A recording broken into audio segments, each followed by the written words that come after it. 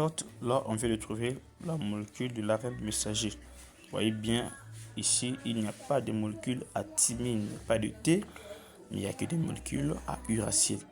Par contre, de l'ADN, vous voyez, il y a présence de thymine. Dans les deux molécules d'ADN, il y a présence de thymine, mais il n'y a pas de uracile. Voilà un peu ce que on a marqué dans le note bien ici, là. Ok, donc, si vous voyez bien, l'ADN transcrit l'ARN messager. Donc, voilà ce qu'on a ici. Voilà, nous sommes ici à l'ARN messager. Donc, nous voulons maintenant faire quoi? Donc, ARN messager. Nous voulons maintenant trouver la protéine. Donc, ce que nous on a fait là, quitter l'ADN transcrit pour arriver à l'ARN messager, c'est ce qu'on appelle par la transcription. La transcription. Mais non, cette fois-ci, on va trouver la protéine. Alors, quitter l'ARN messager pour la protéine, ce qu'on appelle par la traduction. Voilà. Donc, comment on fait la traduction? C'est très simple. C'est la lecture de l'information transmise par la molécule de l'ARN messager et sa transformation en protéine. Alors, nous, on va lire. Voilà. Ici, on a 4 codons. C'est quoi un codon? Un triple de base ajoutée. Un triple veut dire 3 bases ajoutées. 3 nucléotides fait un codon. 3 nucléotides, un codon. 3 nucléotides, un codon. 3 nucléotides, un codon. Donc, il suffit de voir dans le code génétique.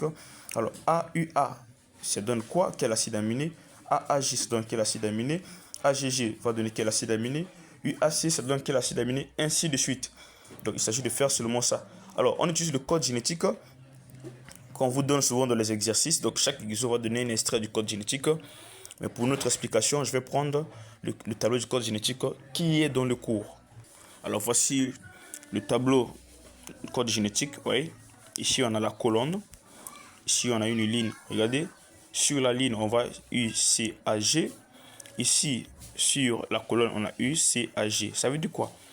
Alors, sur cette colonne-là, on a la colonne UACAG. On a une ligne qui transperce. Vous voyez? La ligne de U, la ligne de C, la ligne de A et la ligne de G. Et sur cette ligne-là, on voit qu'il y a des colonnes qui transpercent. La ligne de U et la colonne de U, la colonne de C, la colonne de A, la colonne de G. Ça veut dire qu'il y a des croisements. Alors, on commence d'abord à la partie qui est à gauche. Par exemple, ici, le croisement entre la ligne de U là et la colonne de U, ça va donner tous les éléments commençant par UUU. UU, voilà, UU, tous les éléments qui commencent par les UUU. Vous voyez? Alors, le croisement de la colonne de U et la colonne de C va donner tous les éléments qui commencent par UC. Vous voyez, tout ceci commence par UC. UCU, UCC, tout ça commence par UC. Le croisement de la ligne de U